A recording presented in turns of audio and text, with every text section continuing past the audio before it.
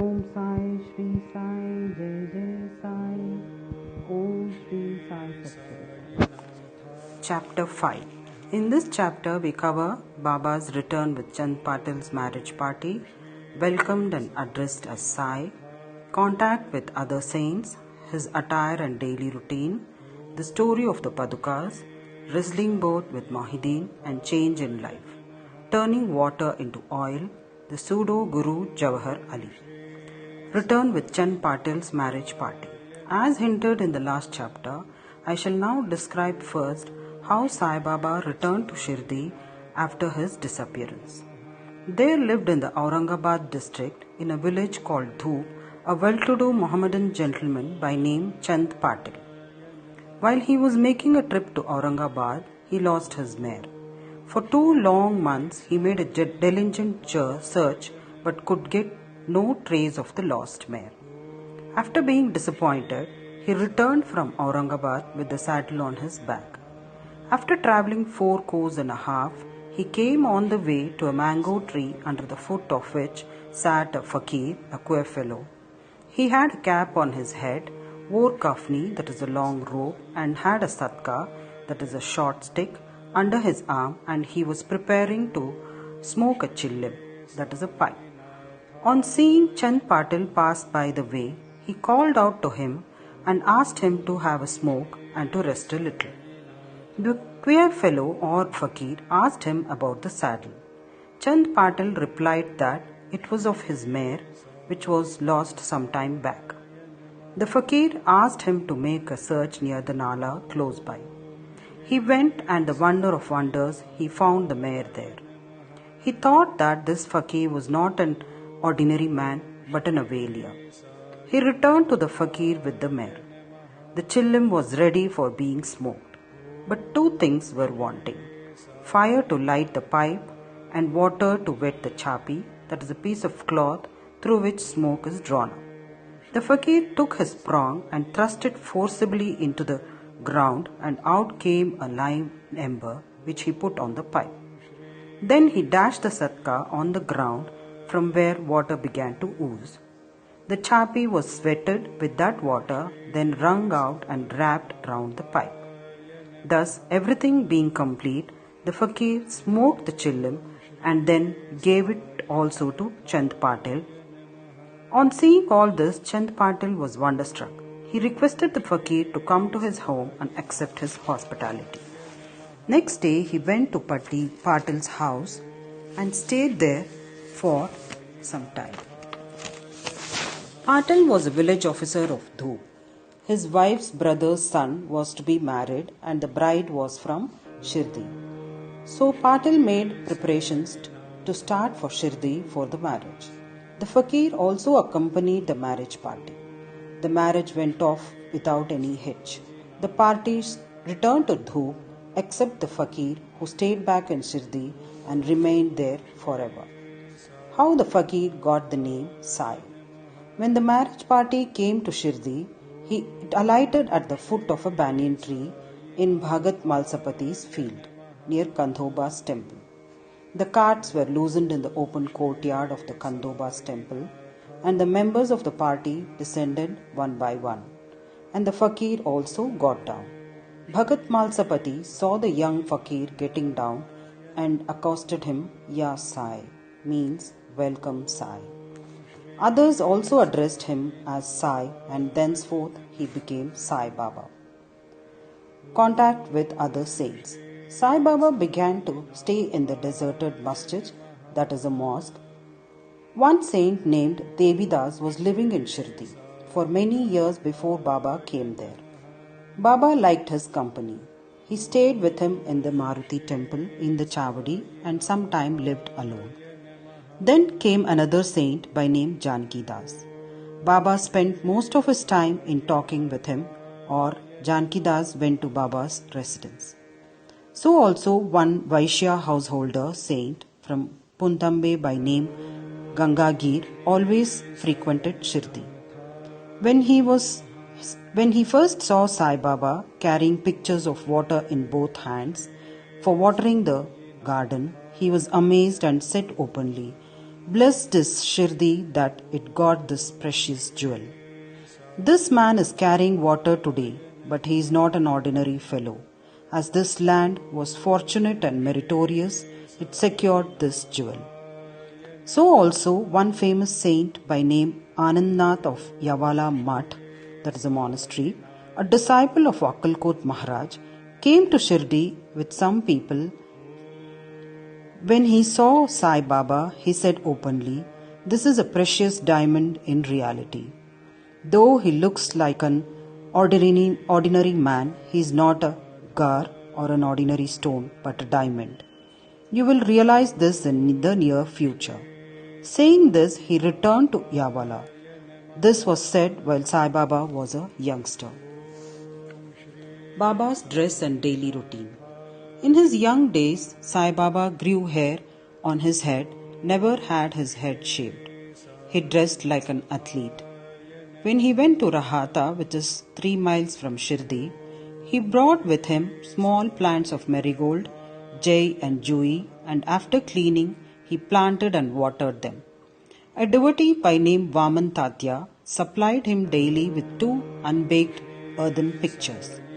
With these, Baba himself used to water the plants. He drew water from the well and carried the pictures on his shoulders. In the evening, the pictures were kept at the foot of the neem tree. As soon as they were placed there, they were broken as they were made of raw earth and not baked. Next day, Tatya supplied 2 fresh pictures. This course went on for 3 years, and with Sai Baba's toil and effort, there grew a garden. On this site, at present, stands the big mansion Samadhi Mandir of Baba, which is now frequented and used by so many devotees. The story of Padukas under the neem tree, that is the footprints. A devotee of Akkalkot Maharaj by name Bhai Krishnaji Alibakkar worshipped the photo of Akkalkot Maharaj. He once thought of going to Akkalkot, that is in Solapur district, take the darshan of the Padukas of the Maharaj and offer his sincere prayer there. But before he could go there, he got a vision in his dream. Akkalkot Maharaj appeared in the vision and said to him, "Now Shirdi is my resting place. Go there and offer your worship." So Bhai changed his plan and came to Shirdi, worshipped Baba, stayed there for 6 months and was happy. As a reminiscence of this vision, he prepared the Padukas and installed them on an auspicious day of Shravan, that is year 1834, under the neem tree with due ceremonies and formalities conducted by Dada Kelkar and Upasani. One Dixit Brahmin was appointed for worship and the management was entrusted to devotee Sagun. Shaka 1834 is 1912 AD. Complete version of this story. Mr. B.V. Dev, retired Mamlatdar of Thana and a great devotee of Sai Baba, made enquiries about this matter with Sagun Meru Nayak and Govind Kamlakar Dixit and has published a full version of the Padukas in Sai Leela, volume 2, number 1, page 25. It runs as follows. In 1800 Shaka year, that is 1912 AD, one Dr. Ramrao Kothare of Mumbai came to Shirdi for Baba's darshan. His compounder and his friend Bhai Krishnaji Alibakkar accompanied him. The compounder and Bhai became intimate with Sagun Meru Nayak and G.K. Dixit. While discussing things, these persons thought that there must be some memorial of Sai Baba's first advent at Shirdi and sitting under the holy neem tree. They thought of installing Baba's Padukas there and were going to make them of some rough stone. Then Bhai's friend, the compounder, suggested that if this matter was made known to his master, Dr. Ramrao Kothare, he would prepare nice Padukas for this purpose. All liked this proposal and Dr. Kothare was informed of it. He came to Shirdi and drew a plan of the Padukas. He went to Upasani Maharaj in Kandhoba's temple and showed him his plan. The latter made many improvements, drew lotus, flowers, conch, disc, maize, etc., and suggested that the following shloka regarding neem tree's greatness and Baba's yogic powers be inscribed. The verse was as follows. The shloka says, Sada nimba vrikshasya moola divasat sudhastravinam tiktama piyapriyam tam tarum kalpa vriksha dhikam sadhayantam namamishwaram sadgurum sainatham. Which means, I bow to the Lord Sainath, who by his constant stay at the foot of the neem tree made it, which though bitter and unpleasant, was yet oozing nectar. The oozing of this tree is called Amrut, that is nectar, on account of its healing properties. Better than the Kalpa Vriksha, that is the wish-fulfilling tree. Upasani's suggestions were accepted and carried out. The Padukas were made in Mumbai and sent to Shirdi with the compounder. Baba said that they should be installed on the Purnima, that is the 15th of Shravan. On that day at 11 a.m., G.K. Dixit brought them on his head from Kandoba's temple to the Dwarkamai, that is the masjid, in a procession. Baba touched the Padukas, saying that these are the feet of the Lord, and asked the people to install them under the foot of the neem tree. A day before, one Parsi devotee of Mumbai named Pasta Sheth sent rupees 25 by money order. Baba gave the sum for the installation of the Padukas. The total expense of installation came up to rupees 100, out of which rupees 75 were collected by the subscriptions. For the first 5 years, G.K. Dixit worshipped the Padukas daily, and then this was done by Lakshman Kacheshwar Jakhadi. In the first 5 years, Dr. Kothare sent rupees 2 per month for lighting lamp, and he also sent the railing round the Padukas. The expense of bringing the railing from the station to Shirdi came up to presently rupees 7.5, and roofing was paid by Sagun Meru Nayak. Now Jakhadi does the worship, and Sagun Meru Nayak offers the Naivedya and lights the evening lamps. Bhai Krishnaji was originally a devotee of Akalkot Maharaj. He had come to Shirdi at the installation of the Padukas in Shaka year 1834 on his way to Akalkot. He wanted to go to Akalkot after taking the darshan of Baba. He asked Baba's permission for this. Baba said, "Oh, what is there in Akalkot? Why do you go there? The Maharaj of that place is here myself." Hearing this, Bhai did not go to Akalkot. He came to Shirdi off and on after the installation of the Padukas. Mr. B.V. Dev concluded that Hemat Pant did not know these details. Had he known them, he would not have failed to depict them in his SATCHARITRA. Wrestling both with Mohideen Tamboli and change in lifestyle. To return to the other stories of Baba, there was a wrestler in Shirdi by name Mohideen Tamboli. Baba and he did not agree on some points, and both had a fight. In this, Baba was defeated. Thenceforth, Baba changed his dress and mode of living. He donned kofni, wore a langot, that is a waistband, and covered his head with a piece of cloth. He took a piece of sackcloth for his bed and was content with wearing torn and worn-out rags. He always said that poverty is better than kingship, far better than lordship. The Lord is always brother of the poor. Gangagir was also very fond of wrestling. While he was once wrestling, a similar feeling of dispassion descended over him, and at the proper time he heard the voice of an adept saying that he should wear out his body playing with God. So Lai too gave up Sansara and turned towards God realization. He established a mutt on the banks of the river near Punthambe and lived there with his disciples. Sai Baba did not mix and speak with the people. He only gave answers when he was questioned.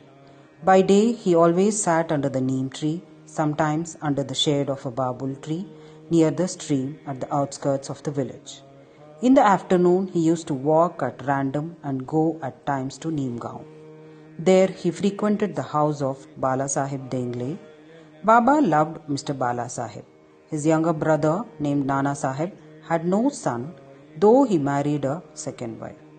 Bala Sahib sent Nana Sahib for taking darshan of Sai Baba, and after some time, with his grace, Nana Sahib got a son. From that time onwards, people began to come in numbers to see Sai Baba, and his fame began to spread and reached Ahmednagar. From thence, Nana Sahib Chandorkar and Keshav Chidambar and many others began to come to Shirdi. Baba was surrounded by his devotees during day and slept at night in an old and dilapidated masjid. Baba's paraphernalia at this time consisted of a chillim, tobacco, a tumbril, that is a tin pot, long kafni, a piece of cloth around his head, and a satka, that is a short stick, which he always kept with him. The piece of white cloth on the head was twisted like matted hair and flowed down from the left ear on the back. This was not washed for weeks. He wore no shoes, no sandals.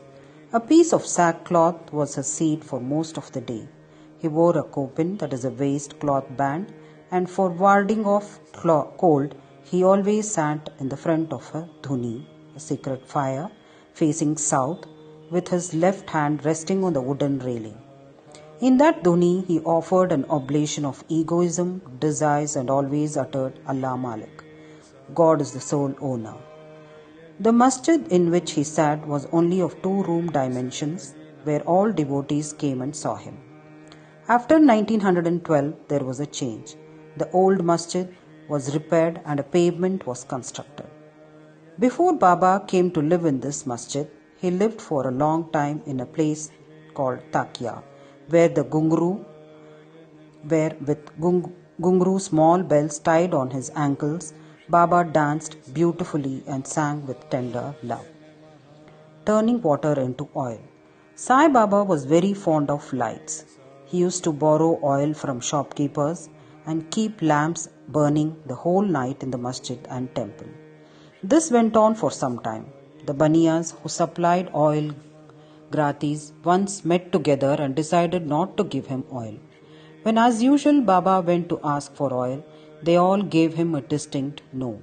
Unperturbed, Baba returned to the masjid and kept the dry wicks in the lamps.